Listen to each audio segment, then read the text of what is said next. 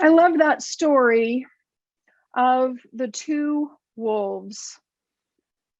And I'm reminded of the words of E.B. White, who said, I wake up in the morning torn between a desire to save the world, to improve it, and to dig in and to make it a better place, and to enjoy the world as it is in all its beauty and resonance.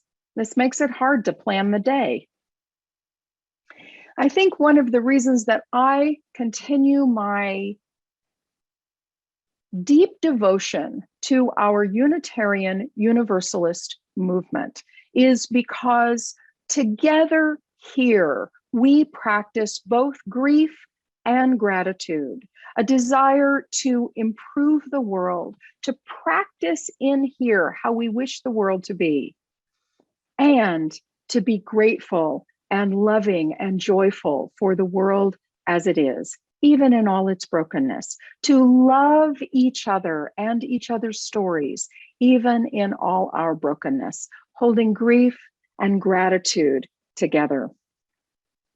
Last fall, we spent quite a bit of time talking through the Unitarian Universalist sources. Where do we turn when we are so aggrieved by a world that is painfully broken? We are awake, and so we are in grief for the world. And now I want to turn our attention to the Unitarian Universalist principles. There have been 7. We have affirmed as our congregation, and other congregations are affirming, an 8th principle. And so I want to spend a little time facing the future. When we turn to face the future, how do we do so with these principles as our ground and guide? The principles are actually our covenant. We start the principles by saying, we, the member congregations of the Unitarian Universalist Association, covenant, promise, to affirm and promote these values. And today I'm going to talk about the first 2. We covenant to affirm and promote the inherent worth and dignity of every person, and justice, equity, and compassion in human relations.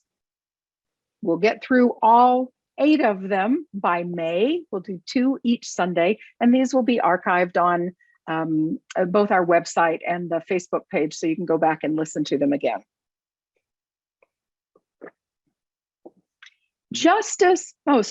The inherent worth and dignity of every person is the first one as a theological statement. And Sarah Lammert writes in this wonderful little book, The 7 Principles in Word and Worship. This is an imprint of Skinner House, and you can get it from the UUA.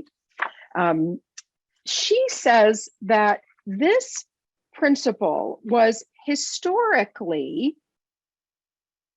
a direct attack on the Calvinist orthodoxy of the 19th century. Unitarian articulator William Ellery Channing and other Unitarian ministers of his day protested the idea that human beings are fundamentally depraved. Instead, Channing presented a vision of the perfectibility of the human mind and spirit. He suggested that a spark of divinity resides within each of us. This was a theological statement against original sin, that we are born into a sinful state, and the only way that we can be made whole is through giving our sinful state over to Jesus the Christ. Now, there are probably many Christian denominations that still hold that view, but not all. Please be assured that not all Christian denominations do. And Dominican priest, former Dominican priest, Matthew Fox, actually articulated the original blessing rather than original sin. And that was a game changer for a lot of progressive Christians. So when we look at the inherent worth and dignity of every person, that is not to say that we don't disagree with people who lie for sport or do grievous wrong to other human beings. And that injustice, inequity, evil, that's my word, I think is real. And yet, I want people, all people, whether I agree with them or not, to be treated with dignity and fairness. Now, that's easy for people that I like. It is not easy for some people that I just, as a woman I know says, I just want to smack them. There's some people I'd like to just smack. But my call to treat people with worth and dignity as a theological frame, as a value that we share here, means that I don't get to do that. And it is a heavy lift.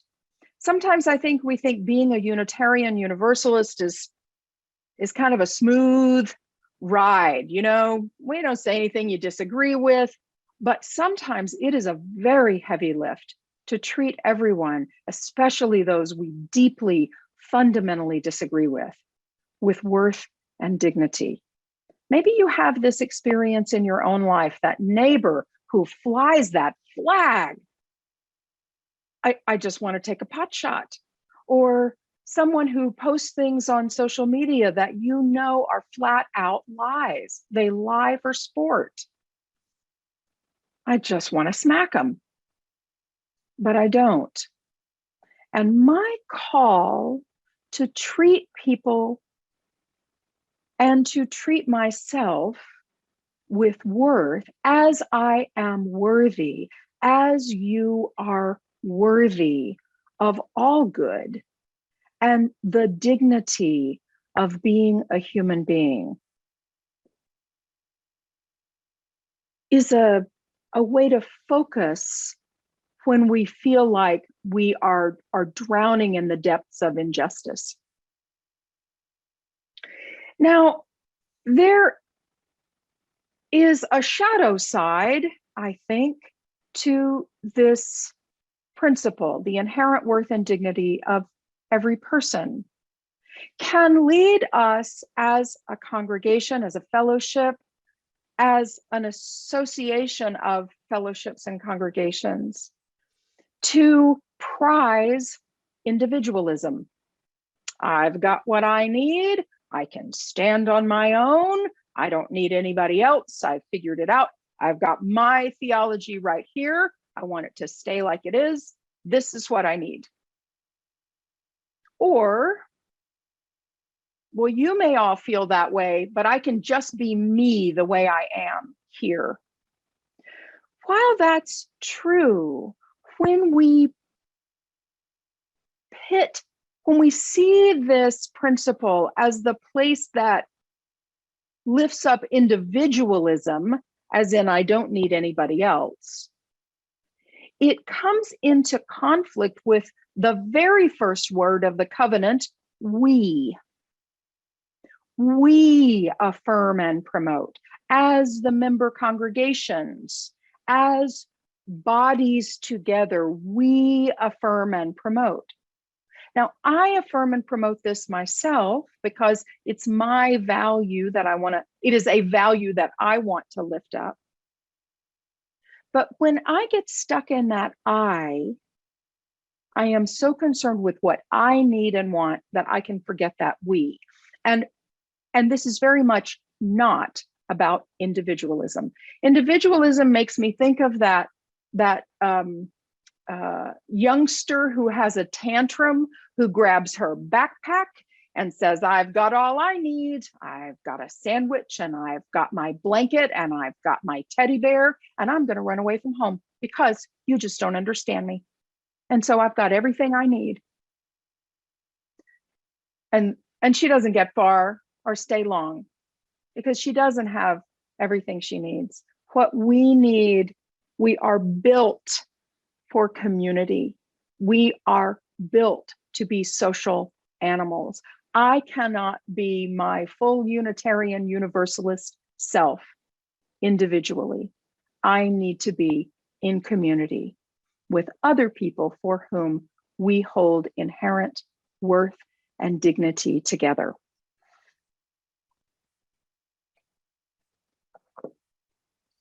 I think that the first principle, inherent worth and dignity of each person, both leads into and exists in some tension with the second principle.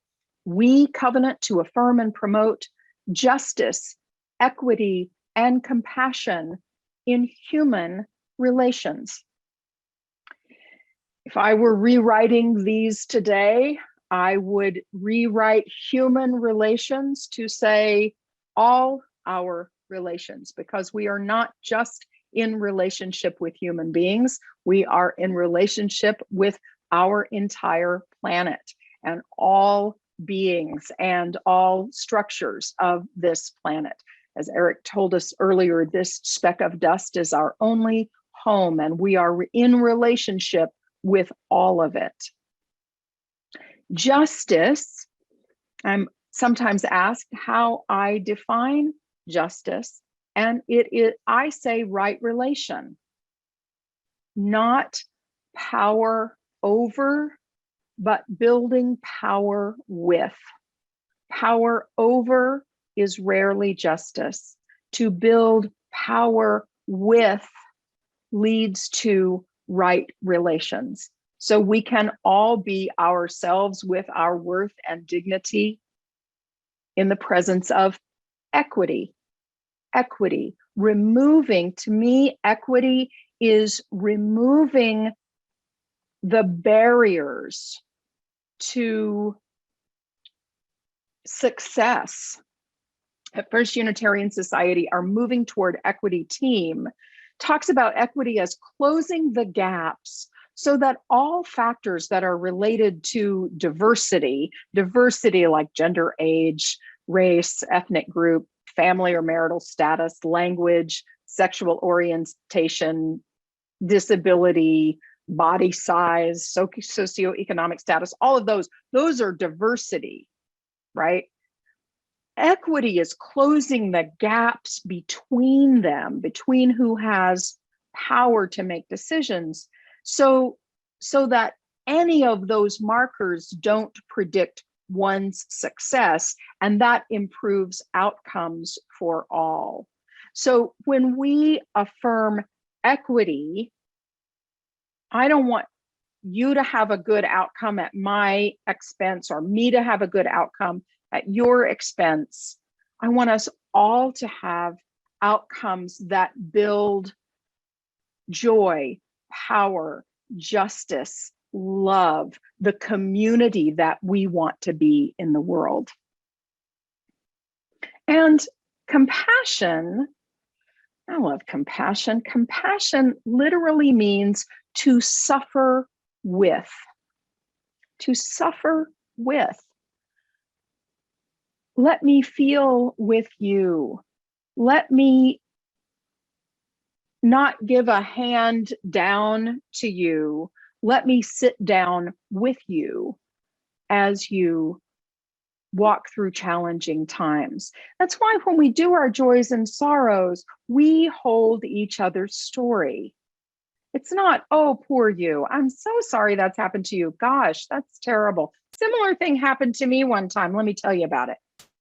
That's not compassion. Compassion is, how is it for you? That must be hard. Let me sit here a while with you. You don't have to hold that alone. I don't need to fix it for you. You don't need me to fix it for you. Let's sit and be present with each other while we go through something. To suffer with is compassion.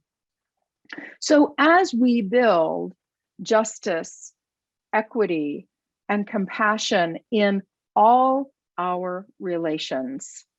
We again are practicing the values that we want to lift up in the world.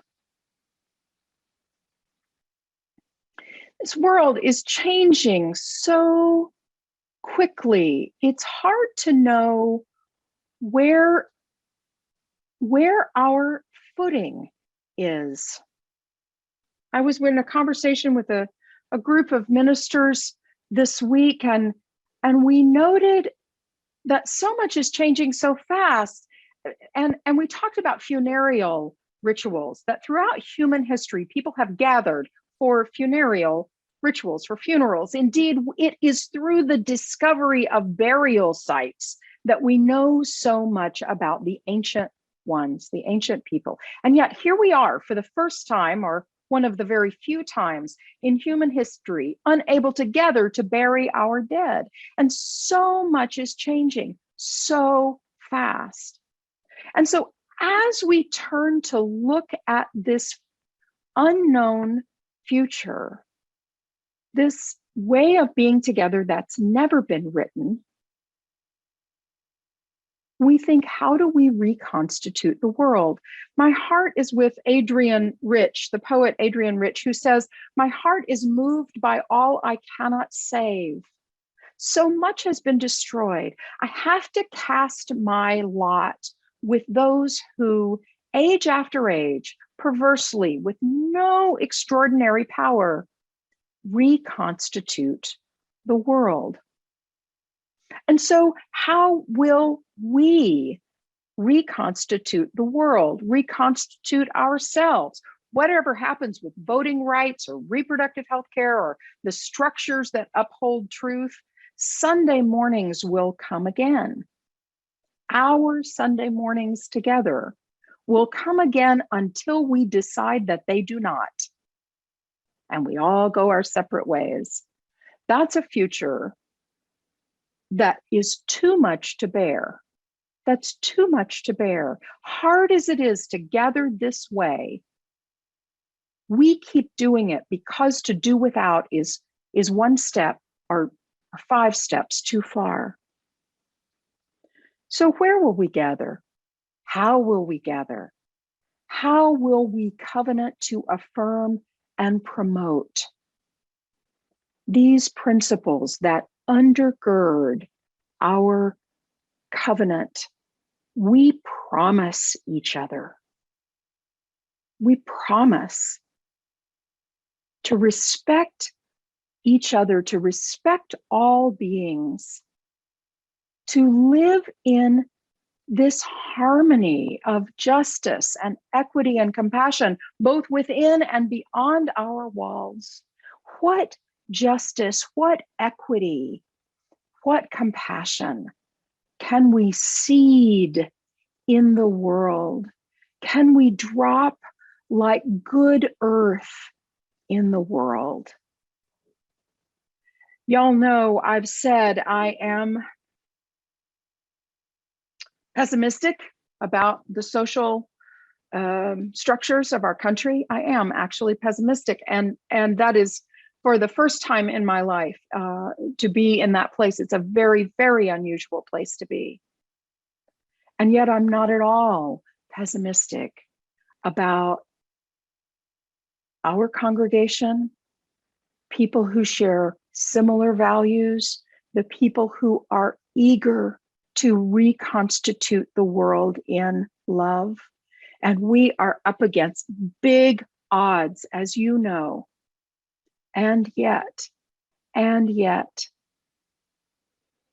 each one of our stones in water, each meeting we go to, each time we care for each other, each time we see something beautiful, each time we make a tiny effort in the direction of hope and love and compassion, each time we feed the wolf of joy.